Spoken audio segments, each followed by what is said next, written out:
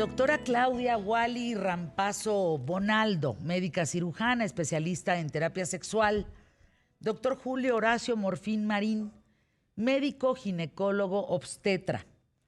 Hablaba yo que estuvo aquí en el micrófono hace algunos años, aquí en las cámaras y micrófonos de ¿Qué tal, Fernanda?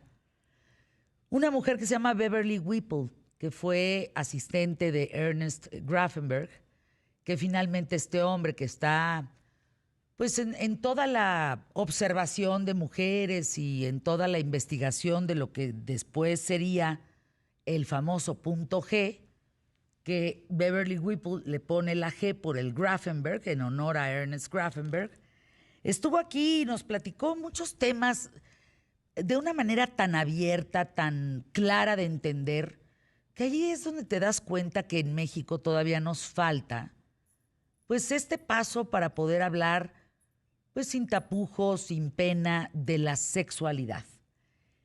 Claudia Wally, de aquellos años, principios de los 2000, 2010, que más o menos 2011, por ahí que estuvo Beverly Whipple por acá, ¿qué otros descubrimientos o qué ha habido recientemente en zonas erógenas en el cuerpo femenino? Qué interesante pregunta. Muchísimas gracias por la invitación. Antes que nada, Fernanda, un placer. Pues efectivamente la ciencia ha evolucionado en muchos sentidos y en términos de erotismo y de sexualidad, pues también hemos vivido esa misma evolución y esa misma investigación. Se han investigado muchas cosas, como tú decías, con respecto a Beverly Whipple, pues sí fue, digamos, una pionera en cuanto al descubrimiento del punto G.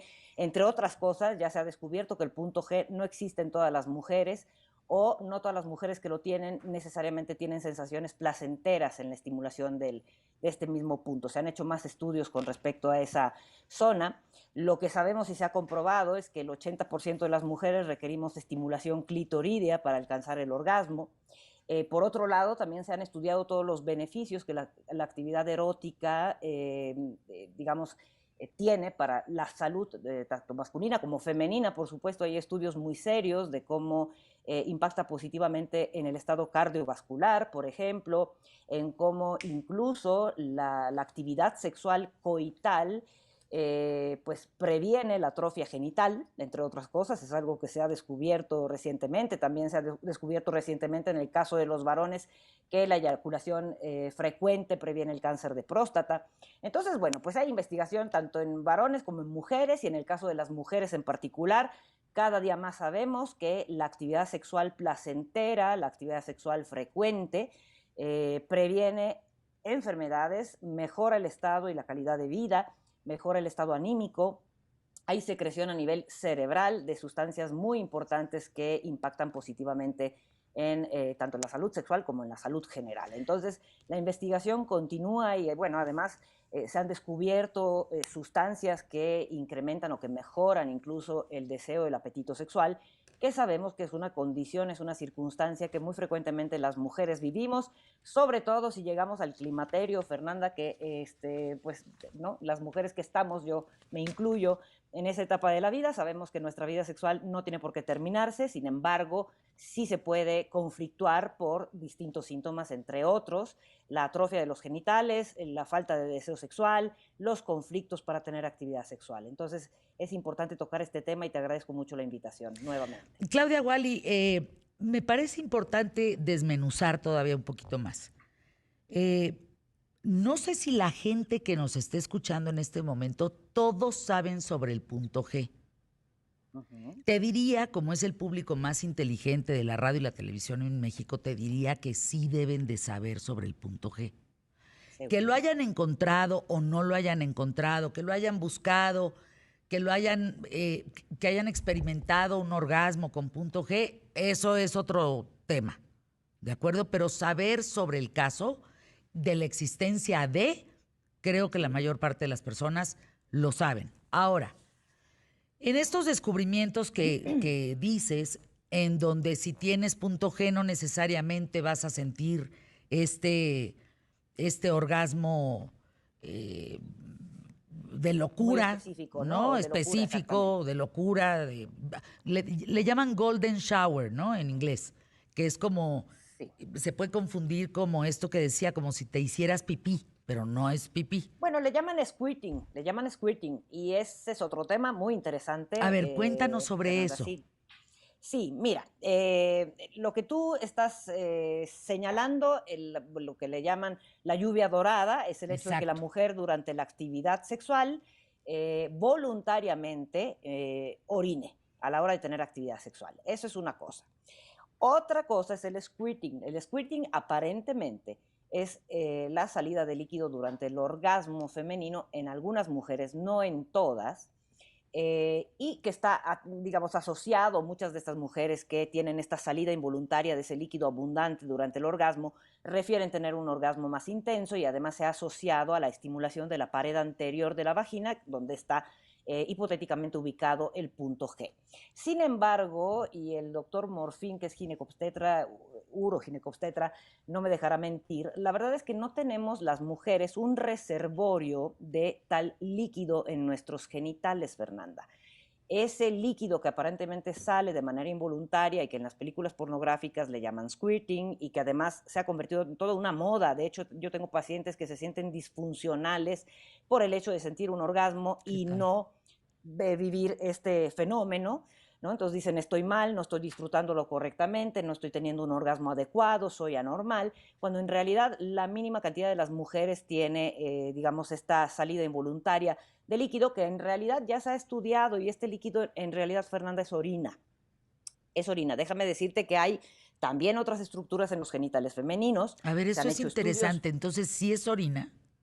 Sí, claro que es orina, por supuesto, pero Mm, también en algunos casos la han encontrado a esta orina fosfatasa ácida. La fosfatasa ácida es una enzima que encontramos normalmente en la próstata. Y han hecho estudios en mujeres que se ándale. autoerotizan, se masturban sin estar acompañadas de ningún varón, ni han tenido ni eyaculación intravaginal, ni estímulo alguno con el pene a nivel intravaginal.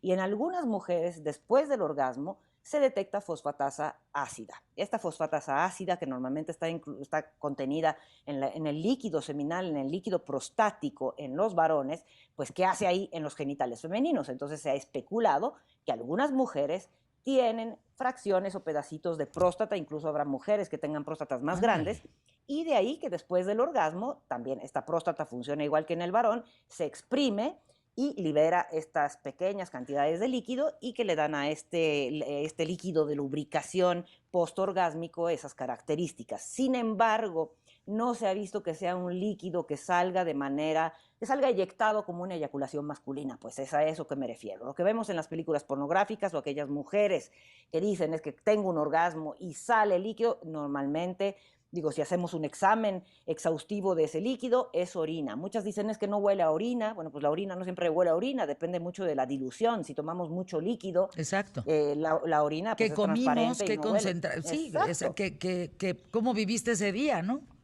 Exacto. Entonces no hay que pretender tener un orgasmo acompañado de la salida de líquido. Eso es, digamos, parte de la mercadotecnia pornográfica, y no hay que sentirnos anormales si eso no ocurre. Es que O sea, lo acabas de importante es tocar, disfrutar. híjole, a ver, Julio Horacio Morfín, la doctora acaba de tocar el tema toral importantísimo.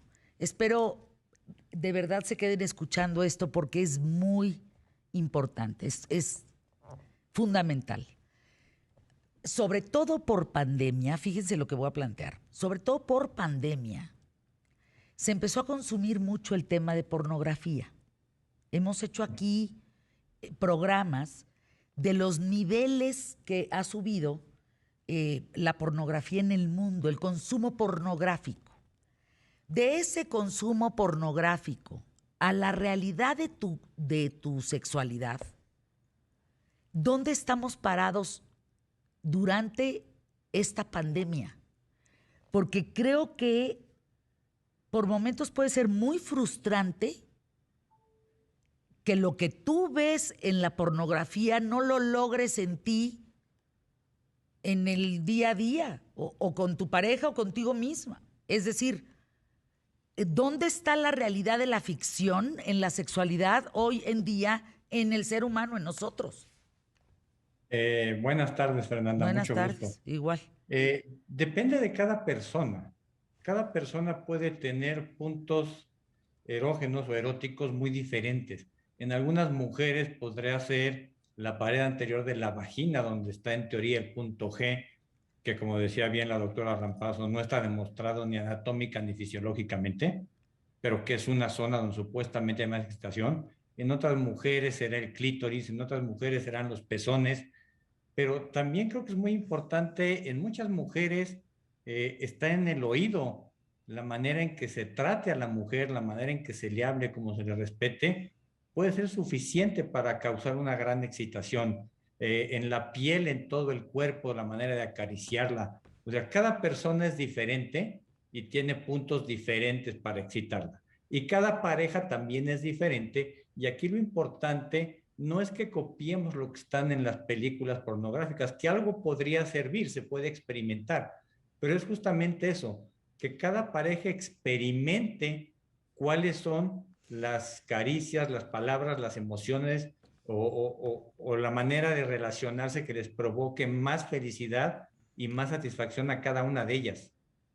Sí, pero entiendo lo que estás diciendo, me parece hermoso lo que estás diciendo, pero también hay una realidad en donde eso es una utopía, porque las parejas, por momentos, viven mucho del tema de la pornografía o individualmente, previo a ser pareja, y a la hora que te encuentras con la pareja, y estoy hablando desde adolescentes en sus primeras relaciones sexuales, vienen de ver mucha pornografía. Y eso que ves en la pornografía, pues no sucede normalmente. Vaya, tendríamos que entender que es fake, es mentira, eh, Es una actuación. es una actuación, ¿no? Y eso no es nuestra vida diaria. Entonces, hay gente que puede considerar que tiene una disfuncionalidad porque pues no tienen la misma relación sexual, y hago entre comillas, que ven en la pornografía. ¿Cómo puedes disasociar una cosa de la otra? Es importante lo que dices, Fernanda, porque de hecho hay estudios que demuestran que aquellas personas que consumen pornografía padecen más disfunciones sexuales que aquellas que no ven tanta pornografía. Exactamente. Exacto, porque entre otras cosas, la calidad del estímulo de una película pornográfica, de material pornográficamente explícito, de lo que tú quieras, pues como es como la ciencia ficción, evidentemente es una calidad de estímulo muy intensa, de tal manera que el estímulo cotidiano, el que tenemos en casa, el de nuestra pareja, pues se empieza a convertir en un estímulo insuficiente. Entonces hay muchos varones con disfunción eréctil, hay muchas mujeres que no logran excitarse como normalmente se excitan. Entonces sí es importante tomar en cuenta ese aspecto. Déjame ir a anuncios QTF y lo pongo de manera más sencilla. Una mujer necesita entre 15 y 20 minutos para llegar a un nivel de excitación. Igualmente los hombres. Pero si hablamos de pornografía, pues en 4 minutos resolvieron el tema. Entonces, ¿cómo va a influir eso en ti? Porque además el consumo pornográfico es cada vez peor, cada vez más alto.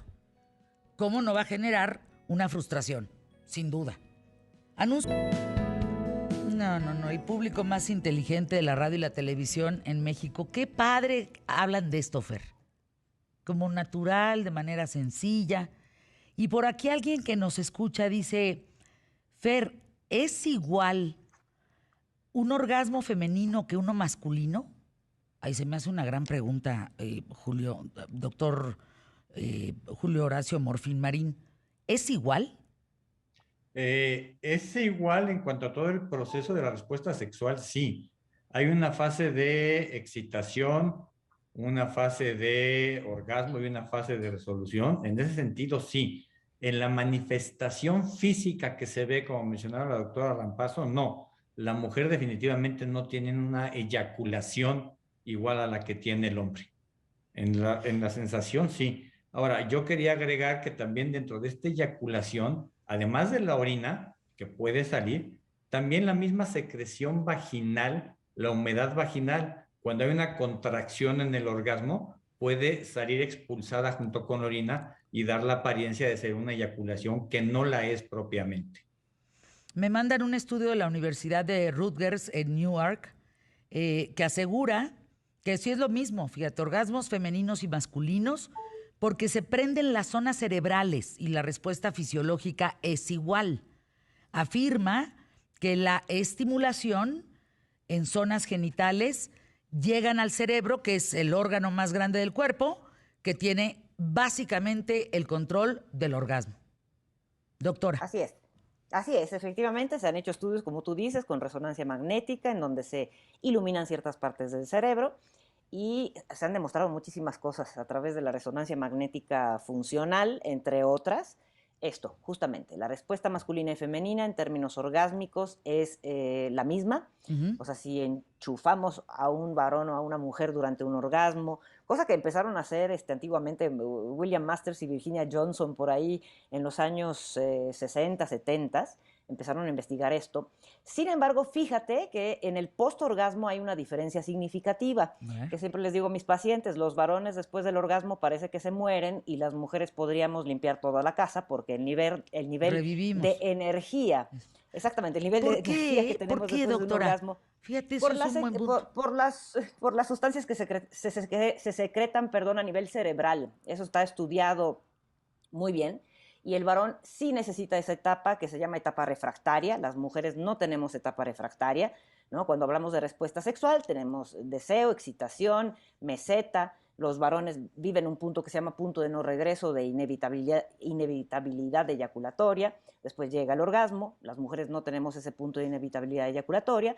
Y después, en la fase de resolución, en donde, digamos, disminuye la frecuencia cardíaca, la respiratoria, en el posorgasmo, para que nos entendamos, los varones entran en una etapa de mucha quietud y tranquilidad, justamente porque su cerebro se inunda de unas sustancias que los hacen descansar y dormir. ¡Ay, qué maravilla! En el caso de las mujeres no es igual. O sea, oigan, qué maravilla. Yo nunca había pensado en eso, porque tú te quedas como, lo que dice Claudia, como que te quieres levantar y seguir, y seguir, y seguir, y seguir, y como si no pararas. Claro. Y ellos acaban fundidos. Muertos. Fundidos, y bueno, ahí es donde Exacto. llegan muchos desencuentros de las parejas, ¿no? Las mujeres necesitamos apapacho, también se ha estudiado eso. A ver, ¿no? déjame plantear esto para hablar un poco de básicamente los fluidos, porque me parece importante. Sí. Hombres y mujeres tenemos las hormonas, ¿no? Que las hormonas son la gasolina del cuerpo. ¿Estamos en lo correcto? Sí. Entre otras cosas, sí. Entre otras cosas. Digamos que hombres y mujeres tenemos estrógenos y tenemos testosterona. Los hombres tienen más testosterona, menos estrógeno, ¿es correcto? Las mujeres más estrógeno, menos testosterona. A la hora de los fluidos, hablando de un orgasmo, los dos proyectamos en los fluidos la cantidad de testosterona y estrógeno que tenemos, ¿o qué trae el fluido que tiene que ver con esas dos hormonas? No, Ay, perdón que lo explique así, es que no sabría cómo. No, el tipo o la cantidad de fluido o de eyaculación no está en relación a la cantidad o el tipo de hormonas, son independientes. Bien. Puede ser que los niveles estrogénicos no sean muy altos y la sensación de placer y esa salida de orina o de líquido sea una cantidad normal, y en el hombre con poca testosterona también tener un volumen eyaculatorio normal. Doctora. Así es.